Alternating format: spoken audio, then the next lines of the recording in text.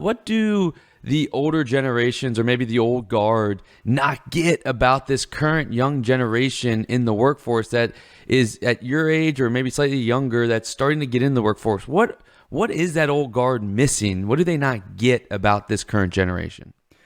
The Great Resignation is something that was, that was probably a more of a 2022 thing, but everybody was leaving and they were like, what's wrong with people leaving? Why, where's the loyalty at? I've been at this in my job for 30 years. And there was some data that came out that said there are two main reasons for why people were leaving their organizations.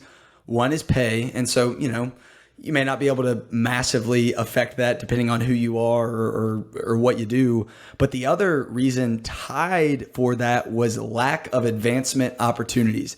Advancement can just mean, how are they learning and growing? What is in it for me? How are you going to grow in your role as a leader? Or a lot of times people just want to be a part of a vision. Like I had somebody on my podcast once that's a chief people officer, and she said, you could be a company that manufactures nails, but if there's a really strong vision around it, the younger generation, that is what they care about. It's not just like a means to an end to make money. And so I'll give you an example. Like for me, for example, I work at a company right now, and my VP of operations, who runs the whole thing, is the person that empowered me to start getting active on LinkedIn and actually start a podcast, which definitely helps the company I work for, but it also helps me a lot. And that also means that a lot more recruiters see me, which means I also get people reach out to me about jobs more.